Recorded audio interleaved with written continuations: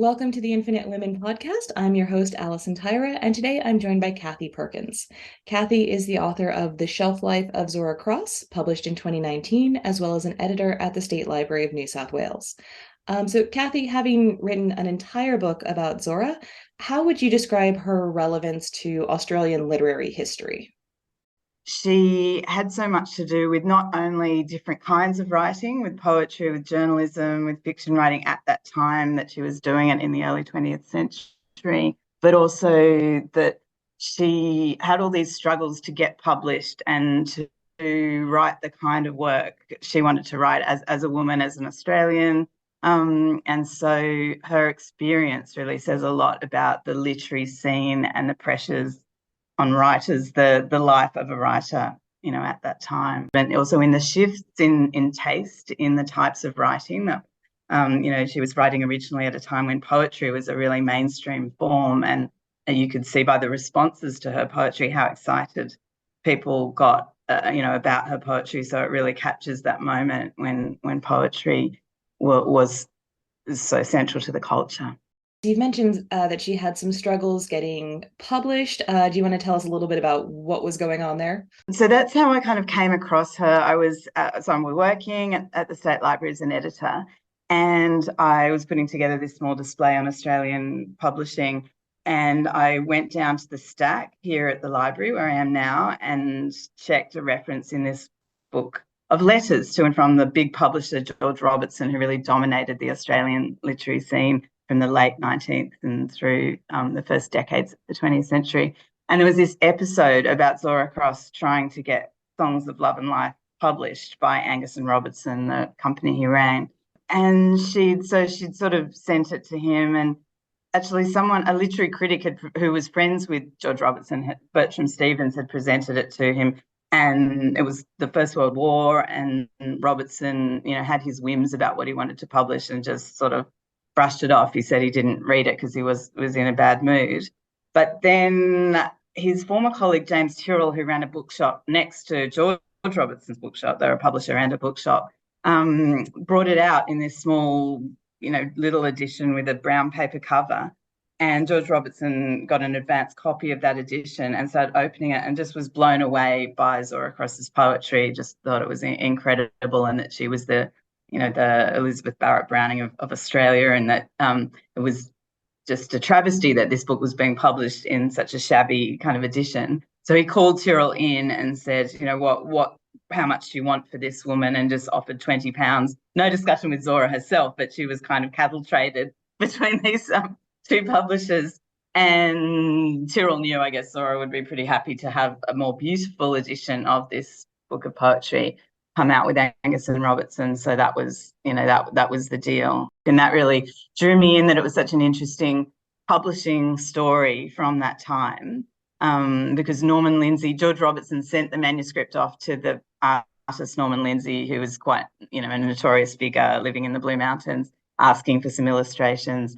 And Lindsay wrote back saying he couldn't possibly illustrate these poems because women can't write love poetry because their brain isn't connected to the productive apparatus. So somehow, women couldn't connect thinking and feeling in the way that was necessary, and passion, I suppose, in the way that was necessary to write poetry, according to Lindsay. Although then he got a little bit more taken with the poems, I think, and he did produce a cover illustration that was used on the book. So it has got a Lindsay cover illustration. But I think it was those tensions that drew my interest. So the fact that she'd been written off by Norman Lindsay, but then the book had sold really well. She'd triumphed and it got all these incredible reviews and a lot of responses from readers.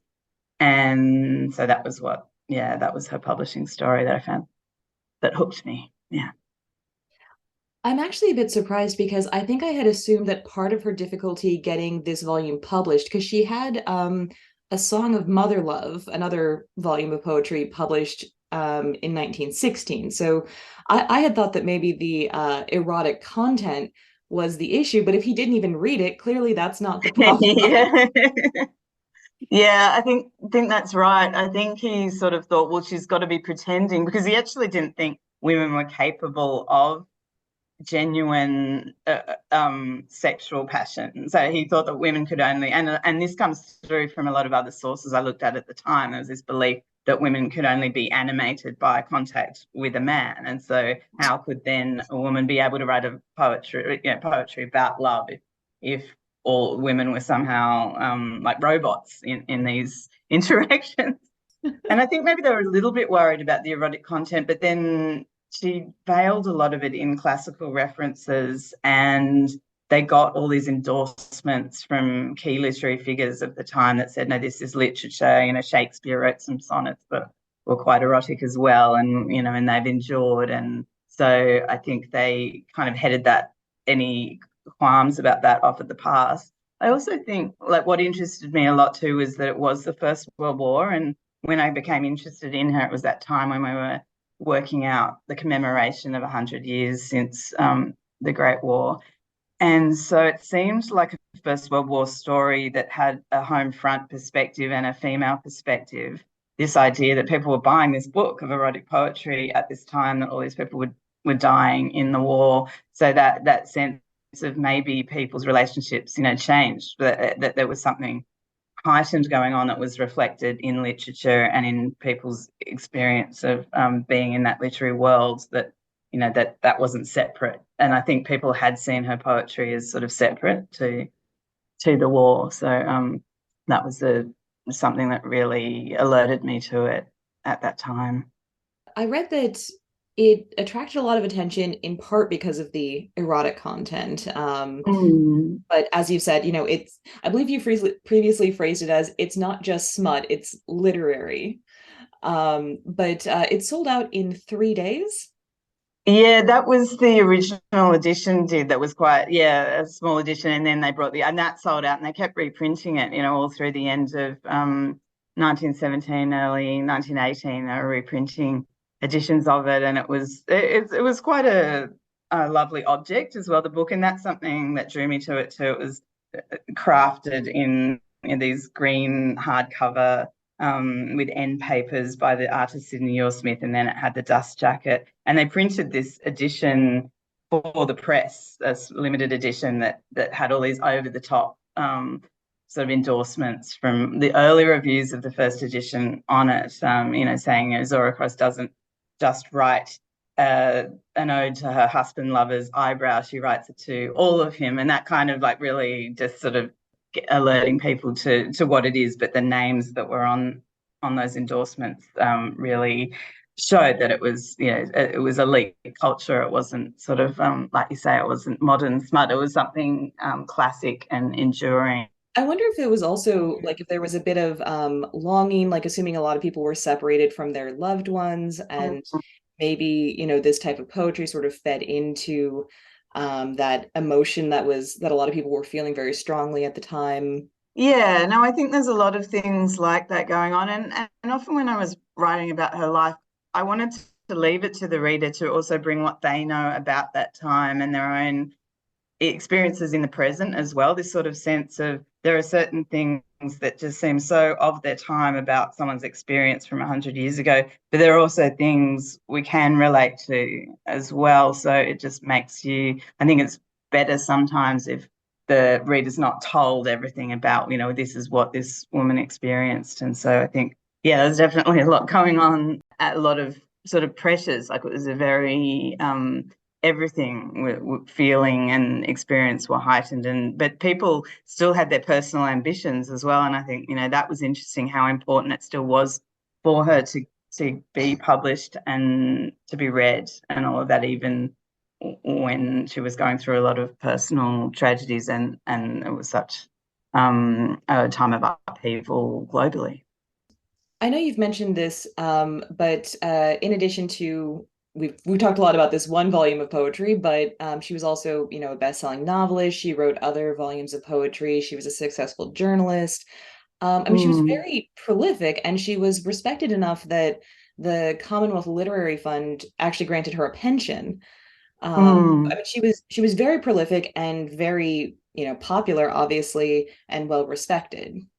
Yeah, I think she was during her, certain decades. So I think her poetry was quite well respected. A lot of critics who were her contemporaries really responded to it and respected it. I think some of the novels that she wrote, she was trying to write them for a mass market readership in England, and so she wrote them in a way they were based on her family's experiences in Queensland as sort of pioneer settlers there, and they were, not as interesting in literary terms as some of her earlier work. And then also some of the things she did that I find most interesting. So, for example, in Songs of Love and Life that had the passionate poetry, there are also poems that were quite modern in style about subjects like her experience of giving birth to a stillborn child as a single mother, alone in a hospital, and she does it in a way that really communicates, the sort of pain of that experience. And then she wrote this novel called Rose Brown as herself, a couple of years after the poetry, Songs of Love and Life. And that was also quite modern. And Rose Brown, both in its style, it had the character was also like, it had several layers where the main character was telling a story about someone telling a story, so it had these kinds of interesting layers. But it was also that, the character, was very outspoken on feminist, what we'd now think of as feminist issues, and she had experiences that we can only guess. Perhaps Zora did have those experiences as a young woman too, like being raped on the banks of the Brisbane River, and sort of she'd been brought up to be really polite, and her aggressor, who was someone who she was out basically on a date with, she managed to push him over, but she was so polite that she helped him up. And so it's sort of really a commentary, just very vividly put across, of how this conditioning of women, doesn't sort of help in these situations. And that was never published because it was seen as unsavory in character. But I thought, looking at it, that perhaps in a bigger publishing market like the UK, something like that would have been published as by a more cutting edge publisher, and then she could have been set more in that direction as that kind of writer who was pushing the boundaries of what could be depicted in print, rather than going back and trying to do much safer and not as interesting sort of literary work. So I think it was the market that kind of determined that trajectory a bit, and that was quite interesting to see through looking at the work she didn't get published as well as what she did, that what you can see about the publishing scene at that time and the experience for women writers as well. Yeah, she does seem to have been pushing the envelope in a lot of directions. So it's fascinating that there are subjects that some people still seem to find controversial, like realistic depictions of Indigenous Australian life, the impacts of war on women. You mentioned childbirth. So she certainly wasn't afraid to try to address controversial topics. Yeah, that's right. I think she really wanted to, like, she was really driven to just express herself through writing, and she just did it in all these different ways. And she was like that, from a child, really, from her early writing. She observed the dispossession, or what she'd heard about the dispossession of the Aboriginal people from her mother's family, from the land in rural Queensland. Sort of saw the evil of colonization, I think, and of war, and had those responses that she wanted to express through literature. So she wasn't afraid to do that, but there was a point to which she just wasn't able to keep doing it to the level that we might have been left with more resolved work like that she might have produced. Yeah, it's just interesting because I wasn't aware of the sexual assault that you had mentioned. And so it kind of seems like that really made her realize that these things that we don't talk about, not talking about them does hurt. Like not acknowledging them Mm. does have real impact and damage.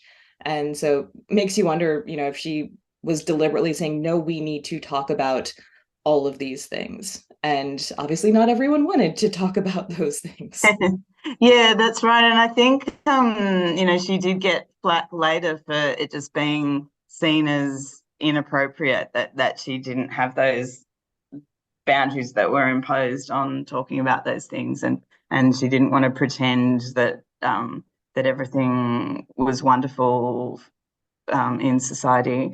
So I think that's right. And she was like that in her personal relationships too, like in the letters that she wrote to people. She was very effusive, and I thought in a way you want a subject like that for biography, because I felt like she was expressing things because she was so open that other people might have felt, but were more restrained, and so didn't get that on the archival record in the way that she did. So I feel like she did speak for other people who experienced and believed the things that she believed, but that she really got it out there because she was such a compulsive writer and communicator. So I think that's something I really admire about her.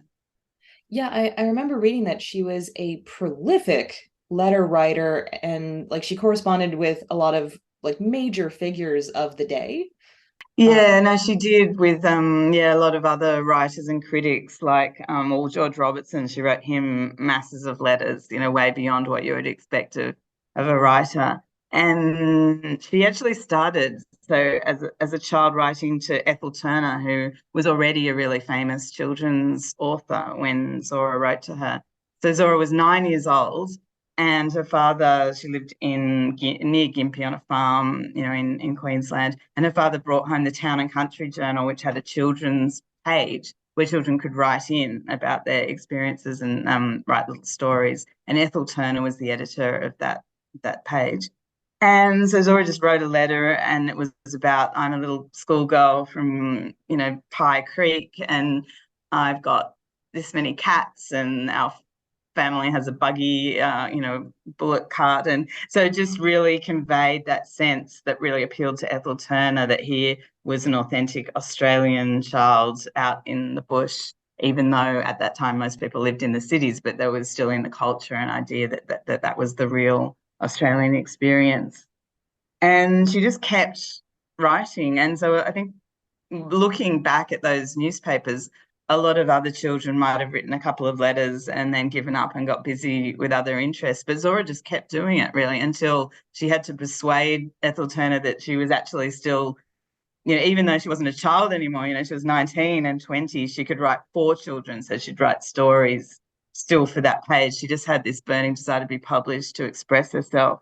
And in those letters, you see her transformation from innocent child into a questioning teenager. And it's quite interesting to have that play out in a national newspaper, quite a well-read newspaper. And all of those letters, you can read them on Trove, which is quite incredible. So just, something like 20,000 words, or just like a small novel that she wrote as a child that was published.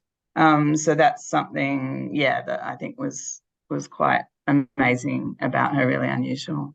And so you've talked about Zora's resourcefulness in the face of financial hardship and personal tragedies. So can you tell us a bit more about the difficulties that she faced on that side of life? She went to teachers college. So she had her qualification, and she became a teacher for a few years, but then I think she was just more interested in writing, and before that she had been a professional actress as well. So she was used to earning a living, and it just became too, she had such expectations, I think, built up by how well Songs of Love and Life sold and the rewards that she got for that I think she thought she could make a living as a writer. But then in the Depression, a lot of the outlets for freelance writing dried up and it became very difficult. So then she did get the Commonwealth Literary Fund pension. And so it wasn't really a fellowship, it was a amount of money that the government gave to people who'd established themselves, who'd contributed to Australian culture through literature, and therefore deserved, just to be fed and by the country and to be respected.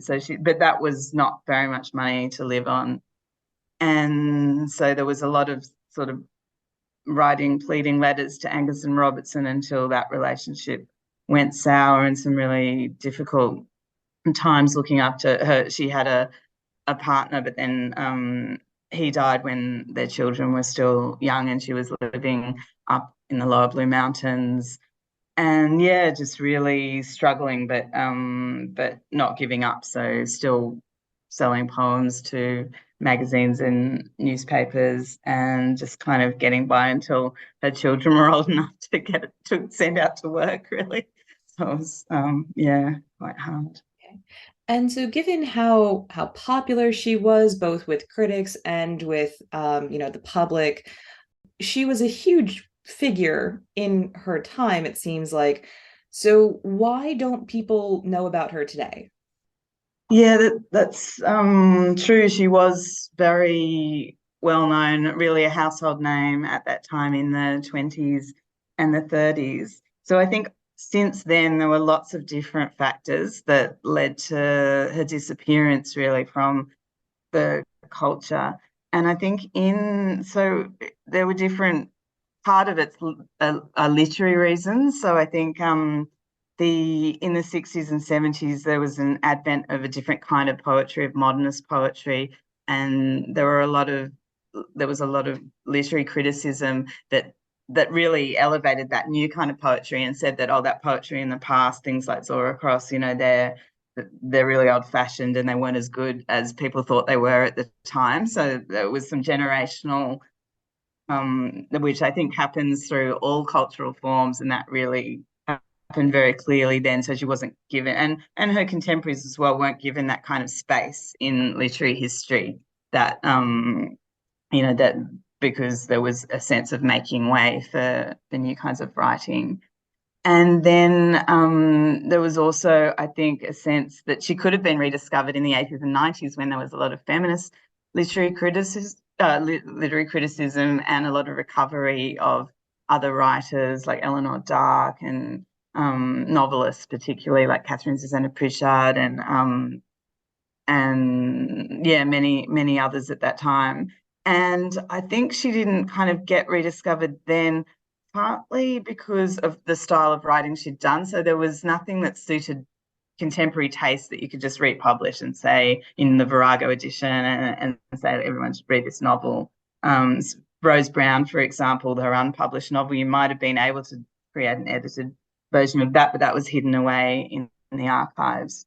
And I think there was also a sense that, she wrote about, so she was best known for this erotic poetry, and there was a sense that maybe that wasn't all that feminist to be writing erotic poetry, that she was kind of there doing what might have pleased the men.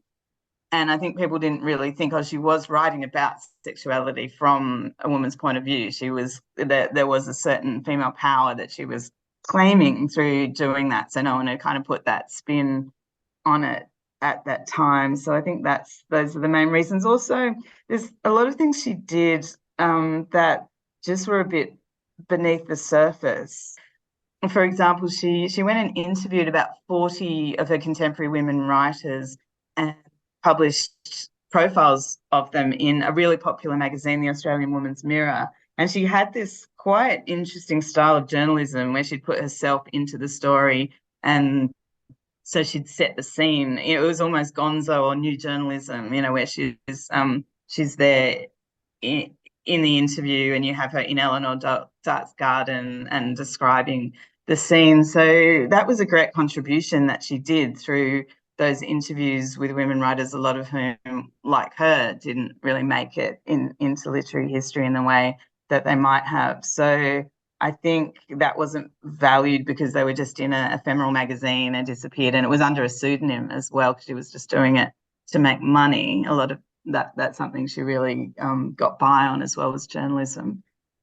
So I think that's one of the reasons too. She just didn't have someone sort of championing her early on and looking right across everything she did and saying, this was a really extraordinary writer and a really fascinating person. It seems a bit unfair that she got a hard time from the misogynists in the first place and then the Yeah. feminists later on. Just That seems like the ultimate no-win situation. Yeah, that's right. She did get battered from all camps, really. Um, but I think, I just really admired that she just did keep going, that she was a lifelong writer in some form or another. She was always writing. And then when she was older too, she was a volunteer at a local library in Glenbrook, and so she just had this dedication to writing and to books, and in a way that was what kept her going. She had these a lot of difficulties throughout her life, including in her early life, and so it was that dedication to writing that she couldn't help doing, but it also left us with so much material in her letters and in all the different things she wrote. So I think, she really captured her personality and something distinctive about her experience of life at that time, across the breadth of her work. I did tell her story through her relationships, and I think Norman Lindsay's a character in the book, and George Robertson and Mary Gilmore as well. She was someone else that Zora both was friends with, but also had some clashes of temperament with.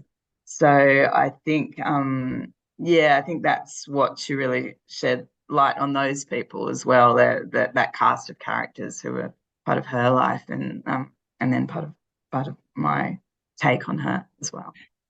Great. Well, thank you so much for your time. I really appreciate it. Thanks a lot, Alison. Join us next time on the Infinite Women podcast, and remember, well behaved women rarely make history.